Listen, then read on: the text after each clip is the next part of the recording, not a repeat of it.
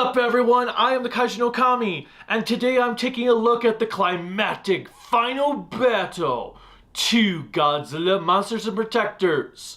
All Hail the King. At long last, the final issue to All Hail the King is here. How is it going to end? Are we going to see Godzilla and King Caesar team up to fight Ghidorah? Will they battle each other? Will the Zillions be defeated? Will Cedric finally attend anger management classes? Guess there's only one way to know, and that is to read the issue. The characters and plot. Obviously, our issue continues where the last one left off.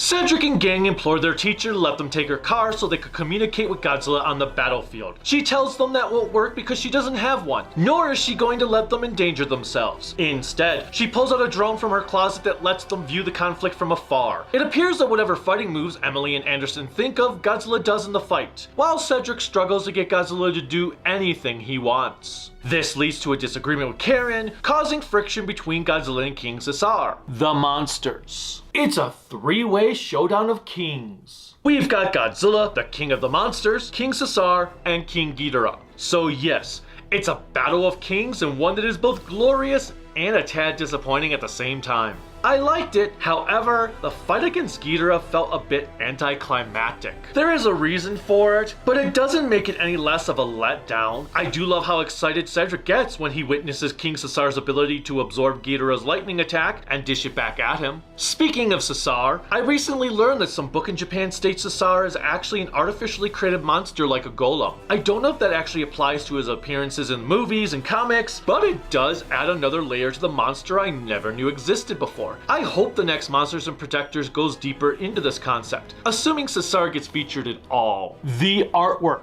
The artwork remains on par with what we've had done before. I do have to say, it does get a bit tough to talk about the artwork for a continuous series when everything is a constant. I still love how luminescent the blast attacks look every time, and having King Caesar's be pink adds a new color to the mix. If I really had any sort of nitpick for the artwork, it was the lack of a good splash page in this issue. I would have loved to have seen an epic image for our three-way battle. I think it would have helped enhance the so-so final confrontation. Nevertheless, I am glad to see an IDW comic that stays consistent from start to finish. I mean, 10 issues in, and it looks the same, in a good way. While I was a bit saddened by the lackluster battle, this was a good series overall. I found everything about All Hail the King to be a successful upgrade to its predecessor, and was enamored by a lot of what was going on. I cannot wait to see what the next Monsters and Protectors series brings to the table.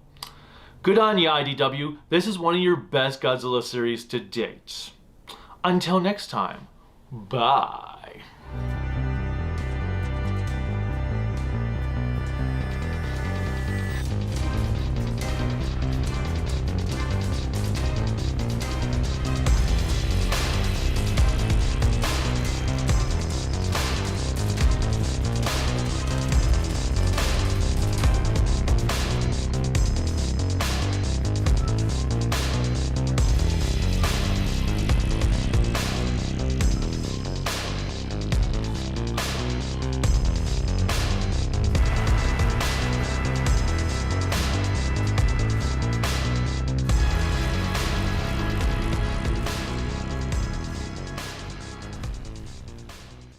Long live the king.